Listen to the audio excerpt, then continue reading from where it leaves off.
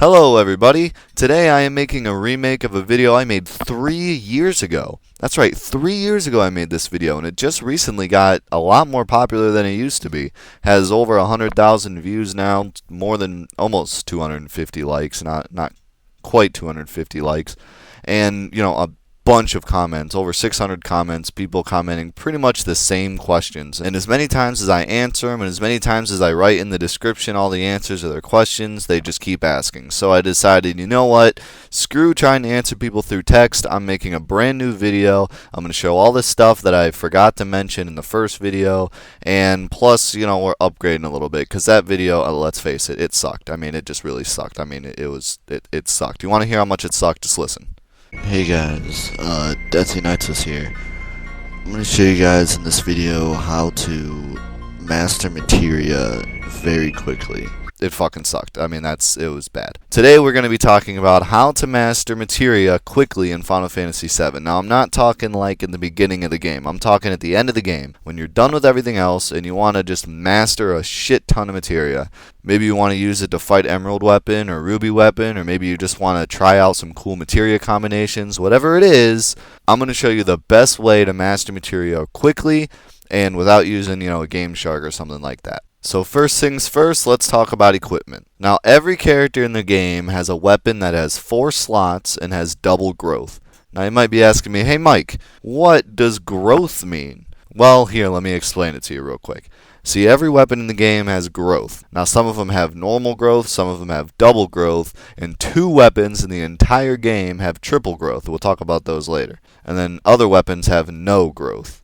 Basically, what the growth means is that's how much experience goes to the materia that are equipped to that weapon. So if it's a normal weapon, it gets the normal amount of experience. If it's a double weapon, then it gets double the experience. Triple weapon, triple the experience. And then none means it won't get any experience, so the materia on it won't level up at all. So anyways, each character in the game has a weapon that has 4 slots and double growth, which means they can put 4 materia in those slots and they'll all get double the experience they should normally get. In addition, 2 characters have triple growth weapons, and every character can also equip an armor that has double growth as well. So let's just go down the list here. First, let's start with Cloud. Cloud is one of the characters that has a triple growth weapon. It is called the Apocalypse. It has 3 slots, and you can find it in the very last room of the Ancient Forest.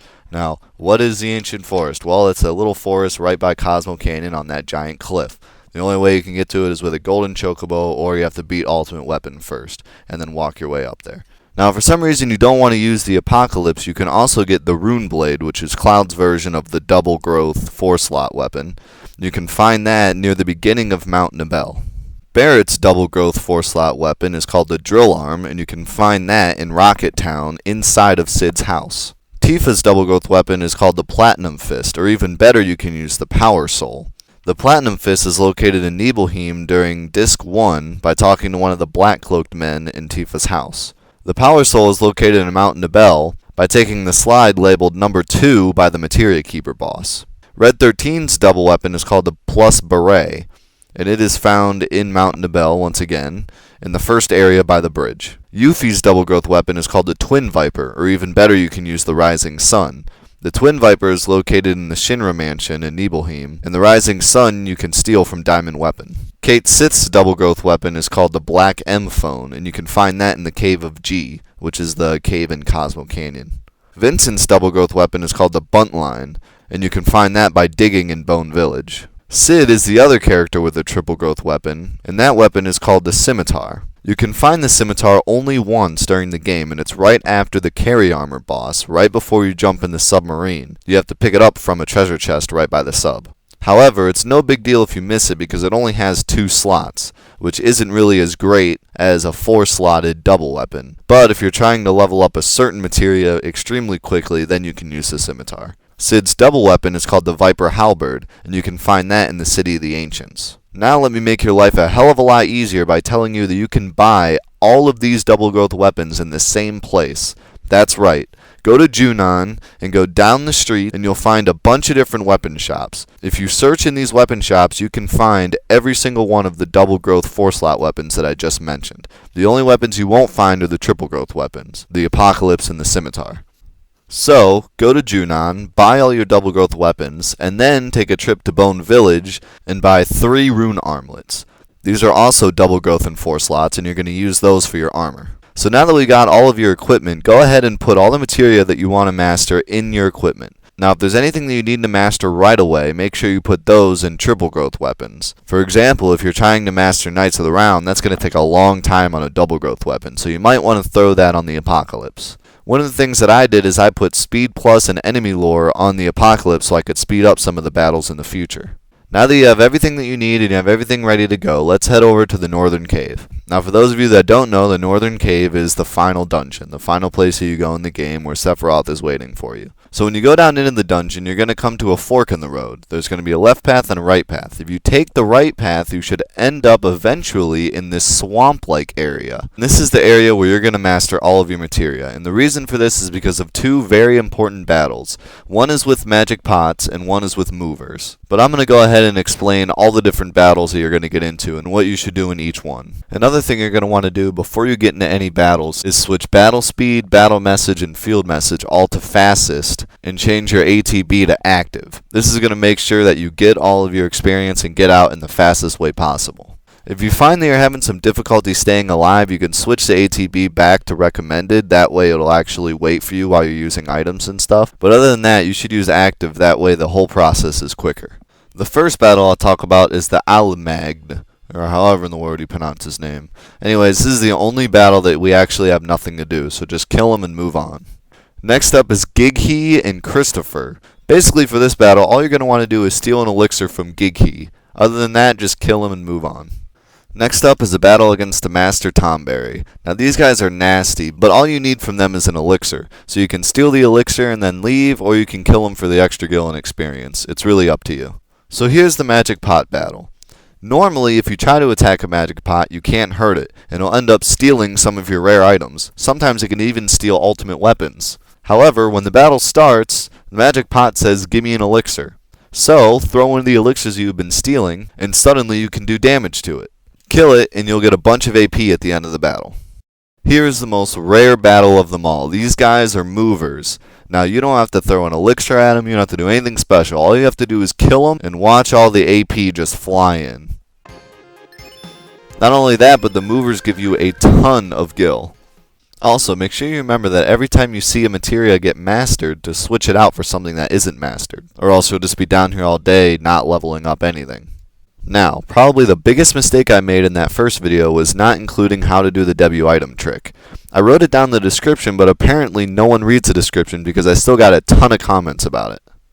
So basically, this is how the W item trick works. First of all, you have to have the W item materia. If you didn't get it in Midgar back when you fought the Turks for the last time, you can dig it up in Bone Village on Disc 3. Once you have the W item materia, all you have to do is get into a fight and choose W item.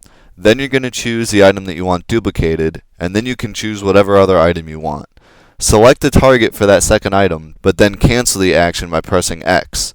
Then choose another target, then press X again. Continue to do that and you'll notice that the first item that you chose will continue to go up in number. Using this you can have 99 of any usable item you want. So obviously this cuts down some time doing all of this because you can multiply your elixirs so that you don't have to continue stealing them.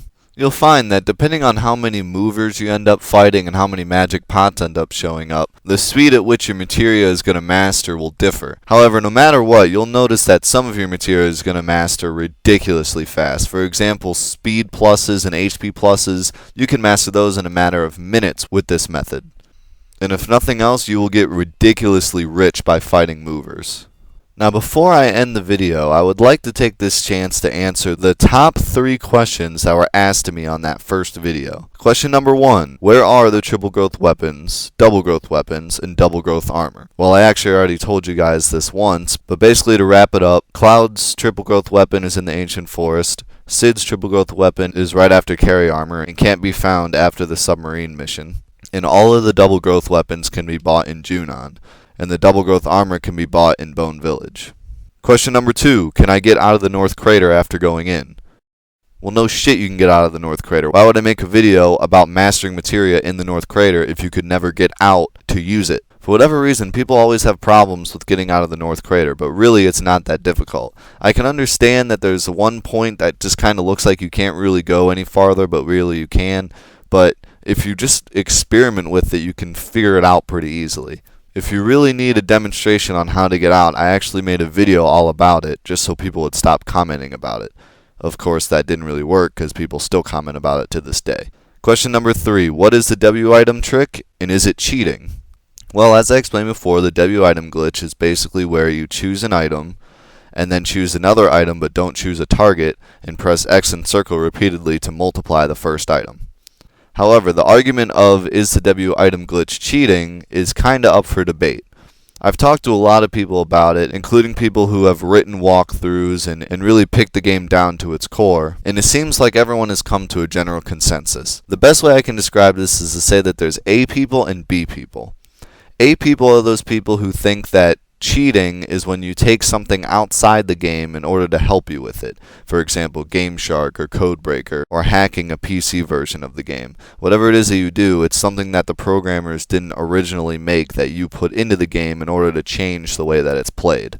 B people, on the other hand, think that anything that you do to a game that the programmers didn't originally intend you to do is cheating. For example, glitches that the programmers didn't know they put in that help you along in the game, that would be considered cheating to B people. So, if you're an A person, the answer to the question is no. The W item glitch is not cheating. It's something that's in the game that everyone can do without having to use an outside source, and therefore is completely reasonable to use. However, if you're a B person, then the W item glitch is cheating, because it is a glitch, and it's something that the programmers did not intend for you to do, and you can multiply your items to a point that you would usually not be able to. So I'll let you use your own interpretations of the game to decide whether or not the W item glitch is cheating or not. In my opinion, it is not cheating.